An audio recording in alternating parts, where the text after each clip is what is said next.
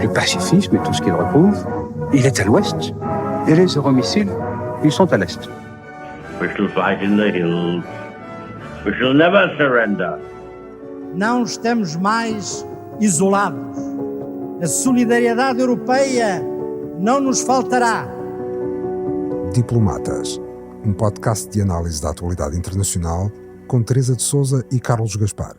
Estamos de volta para mais um episódio do podcast Diplomatas, uma parceria entre o Jornal Público e o Instituto Português de Relações Internacionais.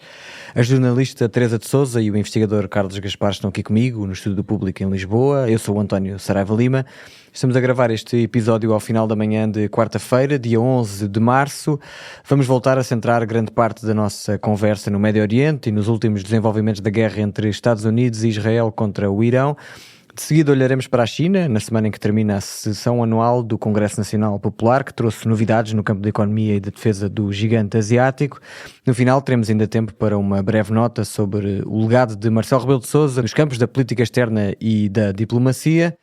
Começando então pelo nosso primeiro tema, a guerra lançada pelos Estados Unidos e Israel contra o Irão entrou nesta quarta-feira no seu 12º dia. O número de mortes já ultrapassou as 1000 pessoas. Há suspeitas de um bombardeamento americano contra uma escola iraniana que matou 148 crianças.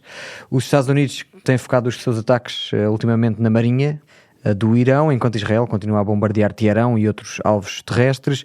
Os preços do petróleo continuam a subir, com impacto um pouco por todo o mundo, e da Casa Branca vêm sinais contraditórios. Em poucos dias, Donald Trump já disse que os Estados Unidos só vão parar de atacar a República Islâmica quando houver uma rendição incondicional do regime. Também disse que a guerra está praticamente concluída, uma vez que os Estados Unidos garantem cumprir os seus objetivos, e disse ainda que os Estados Unidos não estão em condições de excluir um cenário de envio de tropas americanas para o terreno. Do lado israelita, Netanyahu assegura que a guerra não acabou e que pretende partir os ossos do Irão, as palavras são dele.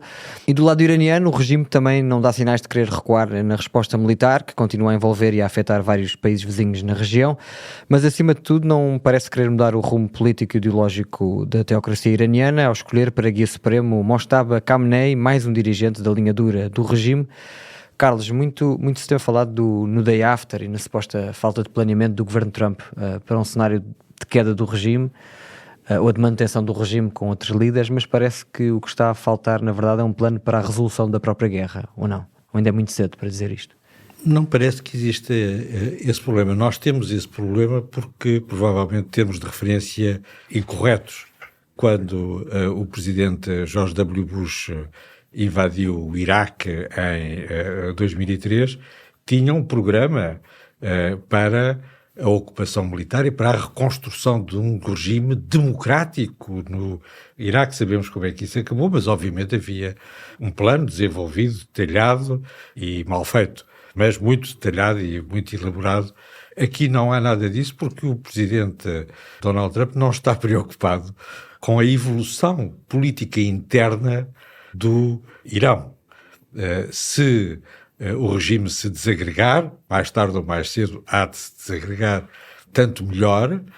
Se as coisas se avançarem nesse sentido, ele aliás fez um apelo à insurreição da oposição antes mesmo de intervir, exigiu uma rendição incondicional. Uma rendição incondicional é o fim do regime iraniano. Nenhum regime pode sobreviver, nem na Alemanha nazi, nem na teocracia xiita no Irão, se aceitar uma rendição incondicional.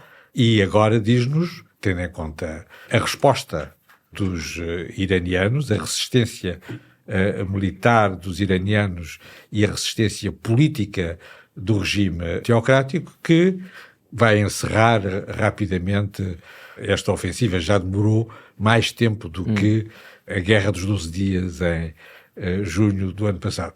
Mas não é indiferente para a estratégia dos Estados Unidos ou para a estratégia de Israel o alinhamento externo do regime teocrático. O regime teocrático está alinhado com a China e com a Rússia, mas esse alinhamento não é um alinhamento ideológico. Como nos tempos da Guerra Fria, os alinhamentos eram predominantemente, salvo exceção, eram predominantemente ideológicos e, portanto, tinham outra coerência, tinham outro significado e, designadamente, tinham um prolongamento interno, não é? Não havia diferenças entre as alianças externas e os regimes internos. Não é o caso nem na relação entre a Rússia e a China, nem na relação entre a Rússia, a China e a teocracia xiita. Não há um regime mais distante da teocracia xiita do que o regime comunista chinês. E o presidente Putin ainda não decidiu fundir-se com a Igreja Ortodoxa russa para criar a sua própria... Não precisa, parece que o patriarca é praticamente da casa. Mas, portanto, não há alinhamento ideológico, não há questões, não há uma confusão entre o alinhamento externo e a política interna que define o regime, a dimensão ideológica que define o regime. E, nesse sentido, não é? Qualquer dirigente do regime xiita, mais do lado dos clérigos, mais do lado dos guardas revolucionários, mais repressivo internamente, mais moderado internamente, qualquer deles pode alinhar com os Estados Unidos ou separar-se da aliança com a Rússia e a China, tanto mais que a aliança com a China não teve nenhum efeito nem na Primeira Guerra de 2025, nem nesta Segunda Guerra, e mesmo no caso da Rússia, não é? Há uma partilha de informações de satélite que é importante para a resistência, mas é tudo, tanto mais que a Rússia, ela própria está em guerra. Só a questão do alinhamento externo está e vai continuar a estar aberto. A escolha dos clérigos iranianos em nomear como chefe supremo da Revolução Iraniana o filho do antigo chefe supremo, significa que o próprio sucessor pode vir a protagonizar esse realinhamento externo que é o mais, ou não, que é o mais importante para os Estados Unidos. No caso de Israel talvez seja mais complicado, mas de qualquer maneira aqui quem determina quando é que a guerra termina são os Estados Unidos e vão, aparentemente, como disseram no princípio, 4 ou 5 semanas, não é? Neste momento mais 4 do que 5. Muito bem, Teresa, na segunda-feira o preço do barril de petróleo registrou nova subida histórica, os preços de referência do crudo na Europa já subiram cerca de 30%, o abastecimento no continente asiático também está bastante comprometido. Nós ouvimos ainda recentemente os ministros das Finanças do G7 dizerem-se prontos para libertar as reservas de petróleo mantidas pela Agência Internacional de Energia, se esse cenário vier a revelar-se necessário. E depois de ter conversado na segunda-feira com Vladimir Putin, Trump admitiu suspender sanções relacionadas com petróleo sobre alguns países para reduzir os preços, o que sugere que pode vir a beneficiar a Rússia. Pergunto-lhe, se tendo em conta isto tudo, se os efeitos económicos deste conflito, que são enormes, se também mostram que, desse ponto de vista, também não parece ter havido uma grande preparação da Casa Branca.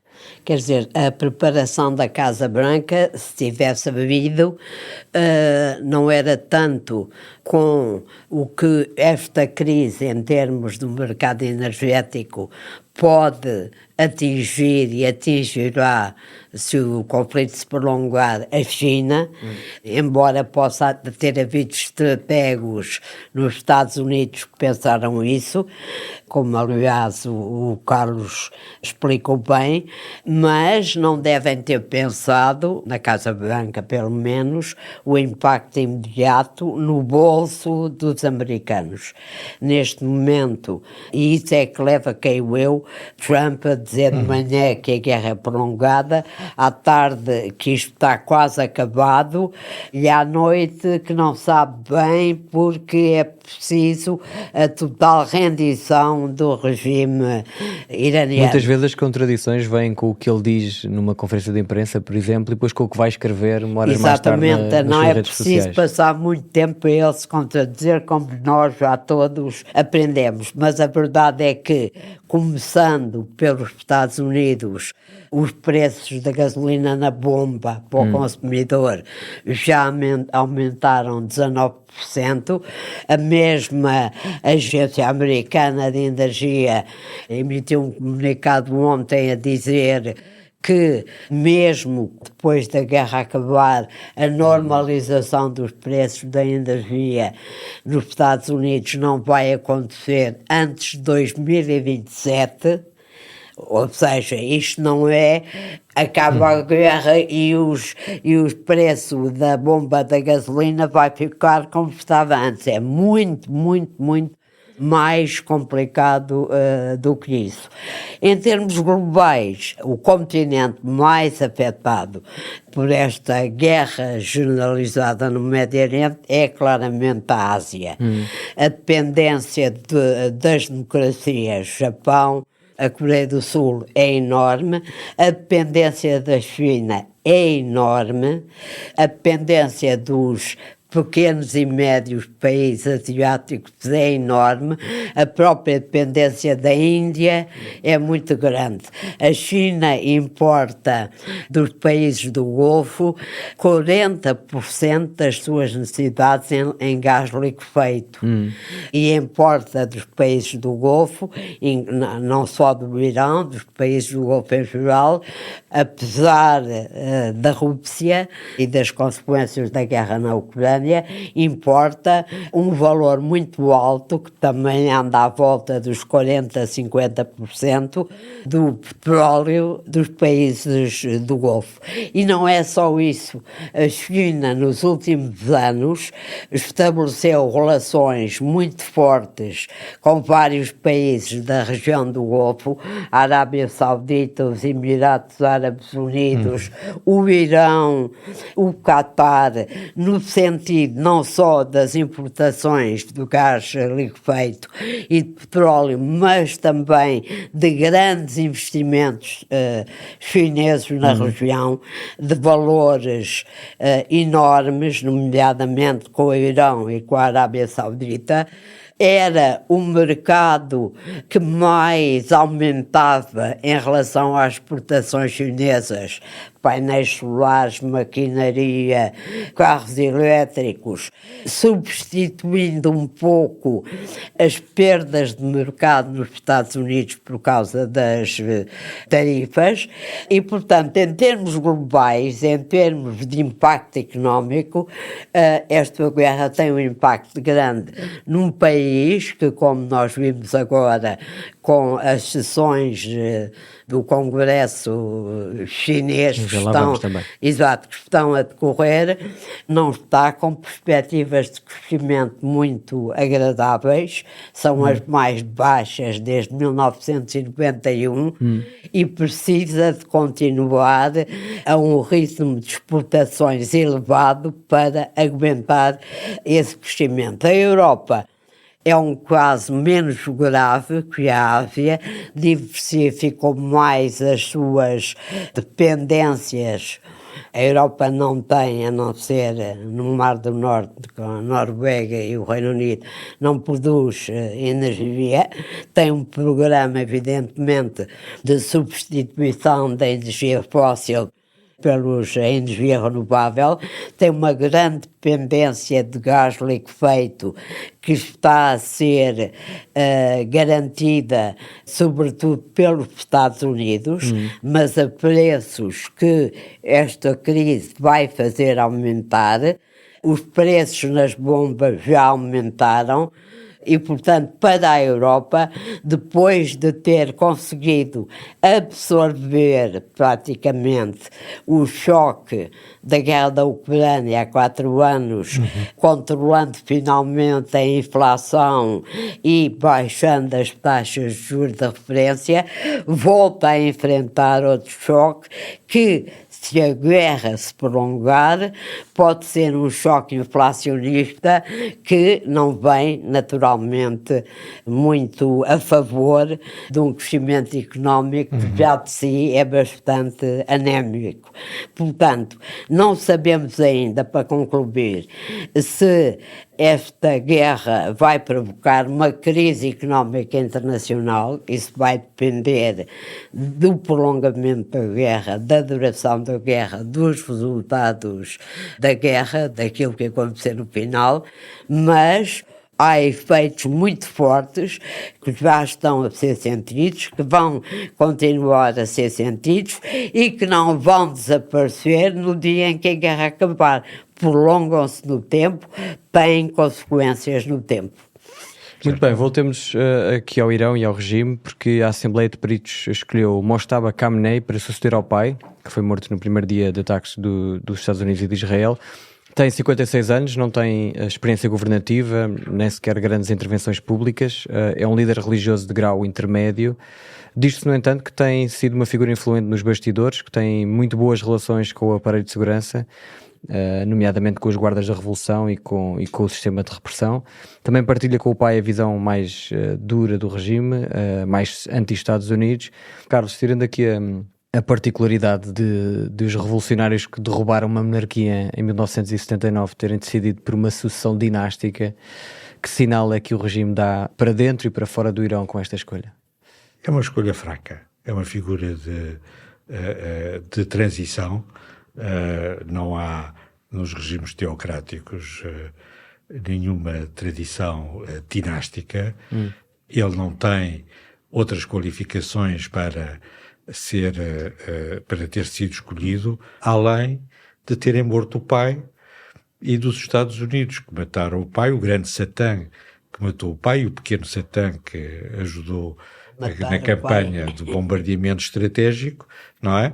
Além do veto do grande Satã, que não queria que ele fosse nomeado, o currículo dele é escasso para um regime teocrático. Sim, sim. E nesse sentido é uma figura de transição. Quando a campanha de bombardeamento estratégico terminar, e como está a dizer a Teresa, não é? O mercado global que determina o preço do petróleo também tem efeitos sobre o custo dos combustíveis nos Estados Unidos, e isso vai mais no sentido de reduzir a duração da campanha estratégica, que pode terminar instantaneamente. Não há boots on the ground, não é? Não tive 500 mortos entre os meus soldados, não há nenhuma questão ideológica. As campanhas de bombardeamento estratégico são detestáveis em si mesmas, mas são fáceis de terminar do ponto de vista político e operacional. Quando terminar a campanha de bombardeamento estratégico, o novo chefe supremo da Revolução iraniana fica um pouco sem ter onde se sentar, não é? E, portanto, isso vai acelerar a tal sucessão. Os mecanismos de sucessão funcionaram do ponto de vista constitucional. Ele foi reconhecido, aparentemente, por Moscou e por Pequim, embora, como dizem os franceses, du bout des lèvres, não é? O regime chinês disse que a sucessão era constitucional. Bem, quer dizer, não é exatamente um sinal muito forte. Portanto, está ali, não é? Numa posição de grande vulnerabilidade interna. Se houvesse um pouco de racionalidade política entre Jerusalém e Washington, eu não tentava usar estes últimos dias para voltar às estratégias de decapitação, que têm que ser programadas com uma grande antecedência. Ele aparentemente foi ferido num ataque agora recentemente. Têm de ser, coitados, têm de ser programadas com uma grande antecedência, não se pode improvisar, e, portanto, nesse sentido, há uma aceleração provocada, por um lado, por razões internas, as manifestações de janeiro, o massacre na repressão das manifestações é um ponto de não retorno para o regime, com ou sem bombardeamento estratégico. O bombardeamento estratégico tornou inevitável a sucessão. Agora há uma crise de sucessão, porque, obviamente, o filho não vai ser capaz de garantir um mínimo de unidade de um regime que está profundamente dividido. Em que sentido é que ele vai evoluir? Não é evidente, mas estamos perante um processo de transição. Já estávamos, aliás, perante um processo de transição depois de junho de 2025 e ele agora é irreversível. Muito bem, Teresa, eu volto aqui ou vamos falar aqui um pouco sobre a Europa para pegar em dois discursos de Ursula von der Leyen e de António Costa na Conferência Anual de Embaixadores da União Europeia, que obviamente foram muito marcados por aquilo que se está a passar no Médio Oriente. Na segunda-feira, a Presidente da Comissão disse que a Europa já não pode confiar no sistema internacional baseado em regras para defender os seus interesses e que é preciso construir um caminho próprio europeu e arranjar novas formas de cooperação com os seus parceiros. No dia seguinte, o presidente do Conselho Europeu disse que a Rússia viola a paz, a China perturba o comércio e os Estados Unidos desafiam a ordem internacional baseada em regras. E António Costa fez uma defesa acérrima do direito internacional, insistiu em soluções multipolares como resposta contra as esferas de influência em que a política do poder substitui esse mesmo direito internacional. Eu pergunto se a Teresa vê aqui alguma contradição entre estes dois discursos. Eu queria primeiro enquadrar os discursos, dizendo numa frase que a União Europeia está neste momento, face à guerra dos Estados Unidos e Israel contra o Irão, com os nervos à flor da pele, se pode dizer assim, de uma instituição e não de uma pessoa. E, portanto, é perfeitamente natural que divergências de abordagem que acabam por não ser tão grandes como isso entre a Presidente da Comissão e o Presidente do Conselho Europeu criem um caso, digamos assim, e sejam abordadas por alguma imprensa como uma contradição, uma guerra, entre aspas, entre os presidentes das duas instituições. Há outro aspecto neste discurso de van der Leyen que foi aquele que provocou mais reações de alguns governos europeus, que não é tanto o conteúdo do seu discurso em relação ao direito internacional e o conteúdo do discurso de António Costa em relação a esse mesmo direito internacional, mas é a crítica de que cada vez com mais frequência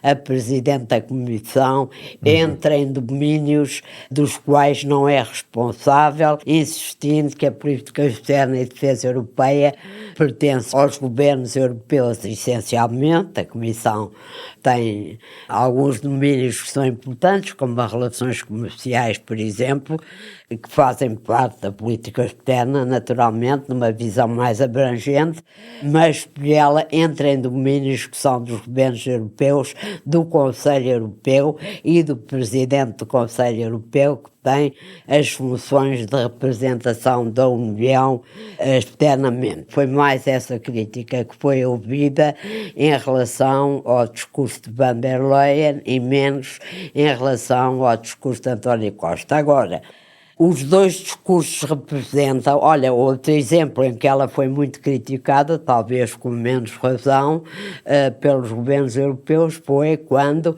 depois do 7 de outubro de 2023, o massacre em Israel, perpetrado pelo Hamas, ela foi imediatamente a Tel Aviv dar apoio ao governo israelita e muitos governos a criticarem por ter sido tão rápido a poder tomar a iniciativa. É outro exemplo. Há outros. Agora, em relação à União Europeia, nós temos neste momento uma gradação de posições sobre esta guerra que tornam a formulação de uma reação, de uma estratégia comum, muito difícil. E aí, tanto o discurso de António Costa como o de van der Leyen têm os seus apoiantes nos governos europeus.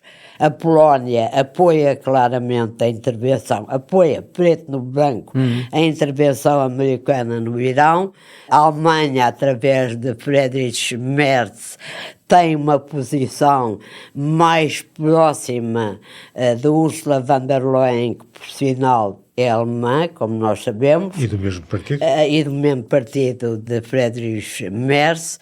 A Itália, que é próxima de Trump. Eu só estou a dar estes exemplos para verem como isto é complicado para a Europa. A Itália, próxima de Trump, demarcou-se completamente da intervenção, dizendo que ela era contra o direito internacional. Não foi só Sánchez, o espanhol Pedro Sánchez, que teve esta posição radical. A França teve uma posição cuidadosa.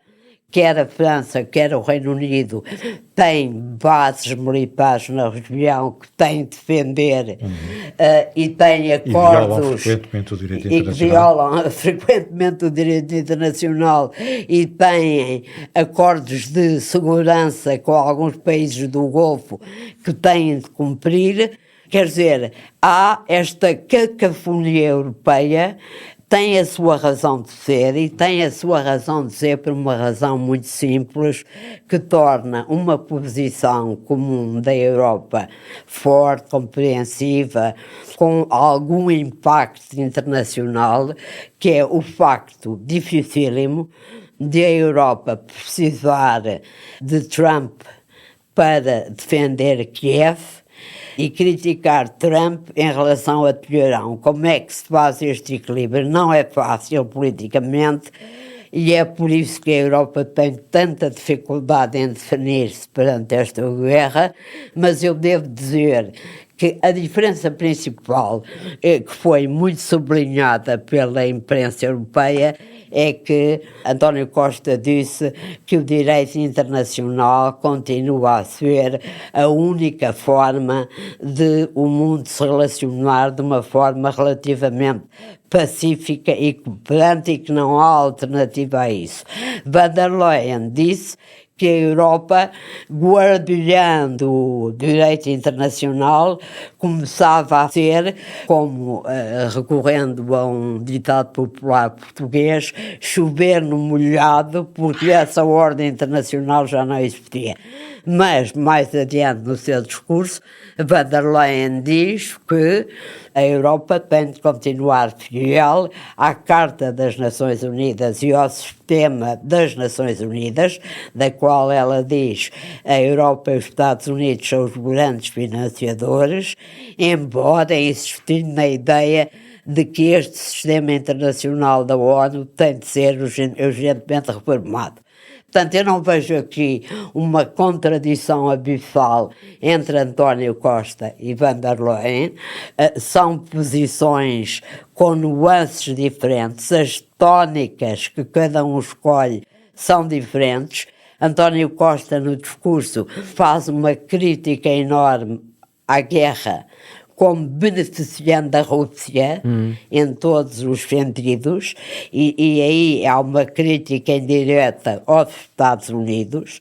Como tu citaste nessa frase, critica os Estados Unidos, a China e a Rússia, mas não vejo que haja aqui um caso que vá provocar consequências ou dificuldades, mais ainda as dificuldades que a Europa já tem para enfrentar este conflito e, sobretudo, as suas consequências. É o momento Merkel do presidente António Costa sobre a equidistância em relação aos Estados Unidos, à China e à Rússia. Acho que estás a exagerar, mas Merkel também era do mesmo partido que o chanceler. Exatamente, mas tinha uma posição em relação à Rússia completamente diferente da que tem hoje Merkel ou Van der Leyen, porque houve uma guerra, entretanto. Muito bem, vamos olhar agora rapidamente para a China. Esta semana terminam as reuniões anuais do Congresso Nacional e da Conferência Consultiva Política Popular em Pequim. Os milhares de delegados que participaram nas chamadas duas sessões aprovaram os planos económicos e políticos do governo e da cúpula do Partido Comunista. Entre os destaques deste ano constam a validação do 15º Plano Quinquenal, o estabelecimento da meta de crescimento da economia chinesa para este ano de 2026 entre 4,5% e 5%, o aumento em 7% do orçamento de defesa e a aprovação de várias leis, nomeadamente uma que restringe ainda mais as minorias étnicas e culturais do país. Carlos, o que é que destaca deste Congresso, nomeadamente no campo da política externa e de defesa?